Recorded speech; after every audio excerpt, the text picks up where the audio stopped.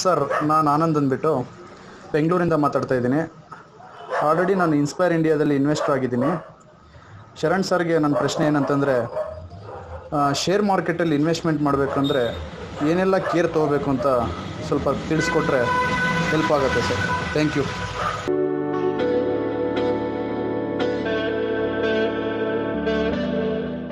ಬಹಳಷ್ಟು ಜನ retail investors ಇವತ್ತು ಷೇರು ಮಾರುಕಟ್ಟೆಯಲ್ಲಿ ಹೂಡಿಕೆ ಮಾಡೋದು ನೋಡ್ತಾ ಇದ್ದರೆ, ಮೊದಲೆಲ್ಲ ಏನಾಗ್ತಿತ್ತಂದರೆ ಷೇರು ಮಾರುಕಟ್ಟೆ ಮೇಲೆ ಹೋದಾಗ ಬಹಳಷ್ಟು ಕೆಲವು ಇನ್ವೆಸ್ಟರ್ಸ್ಗಳು ಬಂದು ಅವರು ಕೆಲವೊಂದು ಲಾಂಗ್ ಟರ್ಮ್ ಇನ್ವೆಸ್ಟ್ಮೆಂಟ್ಗಳನ್ನ ಮಾಡ್ತಾಯಿದ್ರು.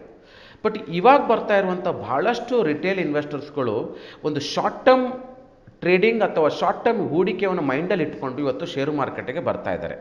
ನಮಗೆಲ್ಲ ಗೊತ್ತಿರ್ಬೋದು, ಷೇರು ಮಾರುಕಟ್ಟೆ ಅನ್ನೋದು ನೋಡೋಕ್ಕೆ ತುಂಬ ಸಿಂಪಲಾಗಿ ಕಾಣಿಸುತ್ತೆ, but it is not easy.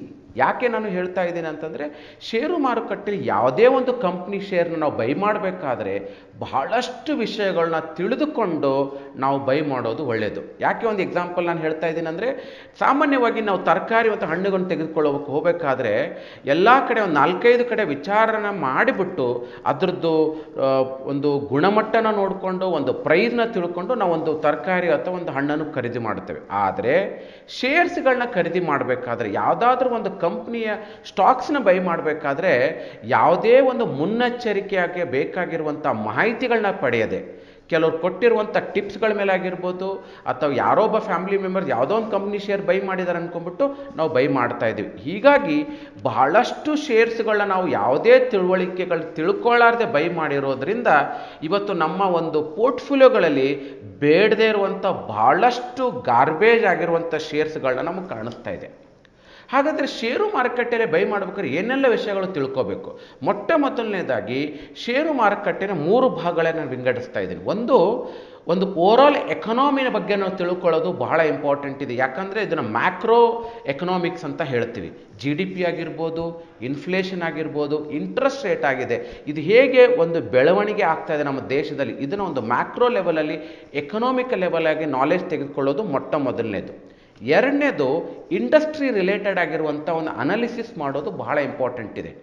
ಇವತ್ತು IT ಇಂಡಸ್ಟ್ರಿ ಇರ್ಬೋದು, ಸಿಮೆಂಟ್ ಇಂಡಸ್ಟ್ರಿ ಆಗಿರ್ಬೋದು, ಬ್ಯಾಂಕಿಂಗ್ ಇರ್ಬೋದು, ಫಾರ್ಮಾ ಇರ್ಬೋದು, ಈ ಥರ ಹಲವಾರು ಇಂಡಸ್ಟ್ರಿಗಳು ಇವತ್ತು ಶೇರ್ ಮಾರ್ಕೆಟಲ್ಲಿ ಇರೋದರಿಂದ ಪ್ರತಿಯೊಂದು ಇಂಡಸ್ಟ್ರಿ ಮತ್ತು ಸೆಕ್ಟರ್ಗಳಿಗೆ ಅದರದ್ದೇ ಆದಂಥ ಬಿಸ್ನೆಸ್ ಸೈಕಲ್ಗಳಿರುತ್ತೆ. ಈಗ ಎಕ್ಸಾಂಪಲ್ ಪೆಂಡೆಮಿಕ್ ಸಿಚುವೇಶನಲ್ಲಿ ಬಂದಾಗ ನೀವು ನೋಡಿರ್ಬೋದು, FMCG ಮತ್ತು ಫಾರ್ಮಾ ಸೆಕ್ಟರ್ಗಳು ತುಂಬ ಬೂಮಾಗಿ ಮೇಲೋಯ್ತು. ಅದೇ ಥರ ಮುಂಚೆ ನಾವು ನೋಡಿದ್ದೀವಿ, automobile sector was not doing great. ಯಾಕಂದರೆ ಆಟೋಮೊಬೈಲ್ ಸೆಕ್ಟ್ರಲ್ಲಿ ಅದರದ್ದೇ ಆದಂಥ ಕೆಲವೊಂದು ಚಾಲೆಂಜಸ್ಗಳಿತ್ತು.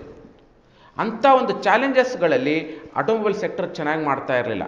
ಹಾಗೆಯೇ ಪ್ರತಿಯೊಂದು ಸೆಕ್ಟರ್ಗಳಿಗೂ, ಇವಾಗ IT ಸೆಕ್ಟರ್ ಅಂತ ತಗೊಂಡಾಗೆ ಡಾಲರ್ ಮತ್ತು ರುಪಿ ಏನು ಒಂದು ಕಂಪ್ಯಾರಿಸನ್ ಮಾಡಿದಾಗ ಡಾಲರ್ ಅಪ್ರಿಷಿಯೇಷನ್ ಆದಾಗೆಲ್ಲ it will affect on the IT sector. So ಹಾಗಾಗಿ ಪ್ರತಿಯೊಂದು ಸೆಕ್ಟರ್ ಅನಾಲಿಸಿಸ್ ಅಥವಾ ಇಂಡಸ್ಟ್ರಿ ಅನಾಲಿಸಿಸ್ ಮಾಡೋದು ಬಹಳ ಇಂಪಾರ್ಟೆಂಟ್ ಇದೆ.